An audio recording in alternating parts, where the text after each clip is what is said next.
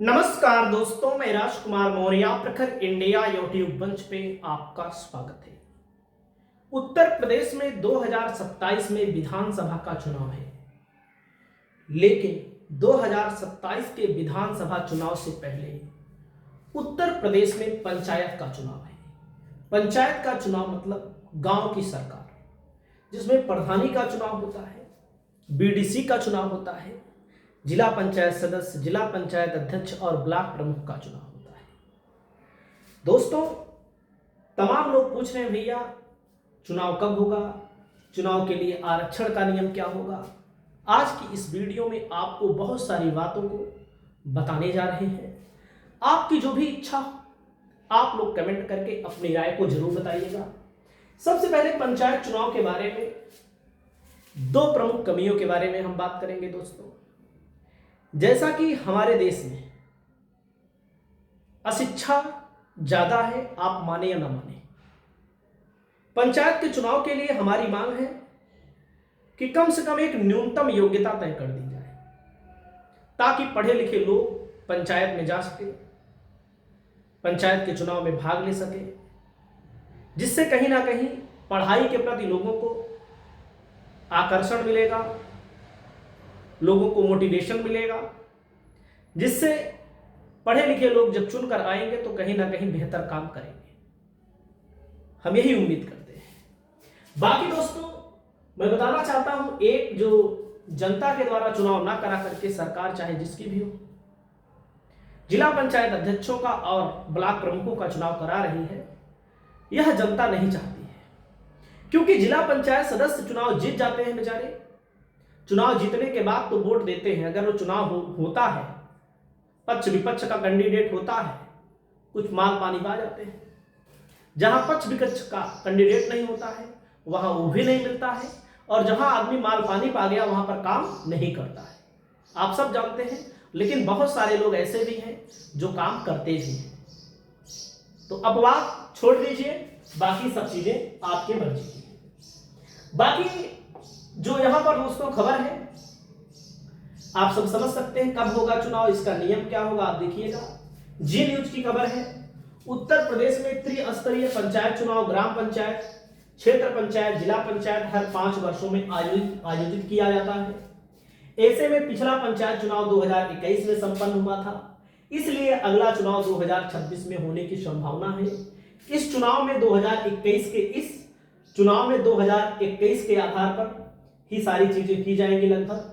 जैसे पिछले चुनाव में आरक्षण के लिए 2015 को माना गया था, एक बेस आधार वर्ष माना गया था, 2015 को आधार वर्ष माना गया था। वैसे चुनाव 2020 में होना चाहिए था, लेकिन कोरोना के कारण चुनाव लेट हुआ। इलाहाबाद हाईकोर्ट की लखनऊ बेंच ने मार्च 2021 में आदेश में दिया था कि प्रदेश में सीटों के आरक्षण में 2015 को ही बेस ईयर बनाया जाए, आगामी चुनाव में भी इसी आधार वर्ष का पालन किया जाए। कुछ लोगों का मानना है कि प्रधानी के चुनाव समय से पहले यानी 2025 में हो सकते हैं। हालांकि वर्तमान में ऐसी कोई आधिकारिक सूचना उपलब्ध नहीं है जो इस संभावना की पुष्टि करती हो कि चुनाव संबंधी किसी भी बदलाव के लिए राज्य निर्वाचन आयोग की आधिकारिक वेबसाइट पर इसको बताया जाएगा। उसके अलावा मैं आपको और भी चीजों के बारे में बताना चाहता हूं दोस्तों। जैसे जो चुनाव है, चुनाव के संबंध में बहुत सारे मित्र हमारे हैं चुनाव लड़ना चाहते हैं। जब आप चुनाव लड़ना चाहते हैं तो आपको आरक्षण की जो सूची उपलब्ध कराई जाएगी सरकार की तरफ से, उसके लिए मैं आपको दिखा दे रहा हूं। और अभी से ही आप लोग एक काम करना शुरू कर दीजिए कि आप वोटर आईडी, वोटर लिस्ट में नाम बढ़वाने की प्रक्रिया को शुरू कर दीजिए।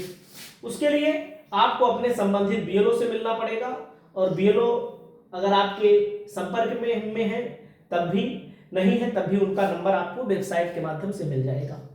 जैसे देखिए दोस्तों, मैं आपको बताना चाहता हूं जो चुनाव होगा, जैसे 2021 में जो हुआ था, 15 अप्रैल को पहला चरण हुआ था। तो मान लीजिए कभी 15 अप्रैल, कभी 18 अप्रैल, कभी 14 अप्रैल, इसी के आसपास चुनाव होगा। और गाजियाबाद, सहारनपुर, रामपुर, बरेली, हाथरस, कानपुर नगर, प्रयागराज, महोबा, रायबरेली, झांसी, अयोध्या, संत कबीर नगर, भदोही, गोरखपुर, जौनपुर, श्रावस्ती, हरदोई, यहाँ पहले चरण में चुनाव होगा। पहले चरण के चुनाव के लिए इन जिलों को नामांकन करने का मौका मिलेगा। इन जिलों के जो भी प्रत्याशी फार्म भरना चाहते हैं, और उसके अलावा दूसरे चरण में जब 2019 अप्रैल को हुआ था पिछली बार 20 जिलों में, मुजफ्फरनगर, बागपत, आजमगढ़, वाराणसी, महाराजगंज, गोड्डा, सुल्तानपुर, लखीमपुर खीरी, प्रतापगढ़, ललितपुर और उसके बाद लखनऊ, चित्रकूट, इटावा, कन्नौज, एटा, बदायूं, मैनपुरी, अमरोहा, बिजनौर, गौतम बुद्ध नगर। तीसरे चरण के लिए 26 अप्रैल को हुआ था, तो इस बार भी 26 अप्रैल के आसपास ही होने की संभावना है। चंदौली, बलरामपुर, बाराबंकी, मिर्जापुर, सिद्धार्थनगर, देवरिया, शामली, मेरठ, पीलीभीत, कासगंज, औरैया, फिरोजाबाद, मुरादाबाद, जालौन, हमीरपुर, फतेहपुर, कानपुर देहात, उन्नाव, अमेठी, बलिया। चौथे चरण में देख सकते हैं इस 17 जिले शामिल थे। सोनभद्र, मऊ, बस्ती, कुशीनगर, बहराइच, गाजीपुर, बुलंदशहर, हापुड़, संभल, अलीगढ़, शाहजहांपुर, मथुरा, फर्रुखाबाद, बांदा, कौशाम्बी, अंबेडकर नगर, सीतापुर।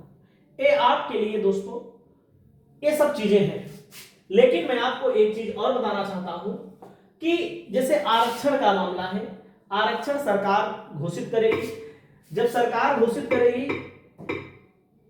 तो सरकारी वर्दी.com पे पंचायत चुनाव की आधिकारिक वेबसाइट पर आपको लिस्ट मिल जाएगी। जैसे रिजर्वेशन का मामला है, तो रिजर्वेशन के लिए यहां पर आपको दिखेगा 25-26 के लिए व्यू मोर पर क्लिक कर देंगे, आपके सामने खुलकर आ जाएगा। लेकिन अभी नहीं आएगा, अभी नहीं आएगा। कब आएगा? कब आएगा भैया?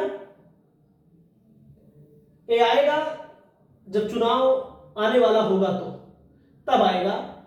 और उसके अलावा मैं आपको बताना चाहता हूं, जैसे पंचायत चुनाव में आप अपने लोगों का नाम बढ़वाइए, सबसे बड़ी बातें हैं। देखिए, चुनाव तो अपने समय पर ही होगा। चुनाव के लिए जो आरक्षण का नियम है वो आधार वर्ष के आधार पर ही तय होगा। तो अपने लोगों के नाम बढ़वाने के लिए जैसे आप इसे सर्च करेंगे, वोटर लिस्ट डाउनलोड करने के लिए अलग प्रक्रिया है। यहाँ जनपद लिख दें, विकासखंड लिख दें और चुन लेंगे, सब आपको मिल जाएगा। कैप्चा कोड भर दें और सबमिट पर क्लिक कर दें, आपका आ जाएगा। वोटर बीएलओ, सबसे जरूरी है बीएलओ, आप सर्च कर लीजिए अपना जनपद, वार्ड का नाम, ठीक है। उसके अलावा जनपद, वार्ड का नाम और नगर निकाय अगर आपका है तब नगर निकाय का नाम, मतदान स्थल का नाम। यहां पर क्लिक करेंगे तो आपको आ जाएगा यहां पर बीएलओ की जानकारी प्राप्त कर सकते हैं। आरटीआई से भी आप यहां पर जानकारी प्राप्त कर सकते हैं। तो ये यहां पर आपको एक याद कर लेना है कि चुनाव के लिए वोटर कार्ड बनवाना, वोटर लिस्ट में नाम डलवाना बहुत जरूरी है। आपको क्या लगता है और जो भी जानकारी चाहिए आप लोग अपनी राय बताइएगा। नमस्कार।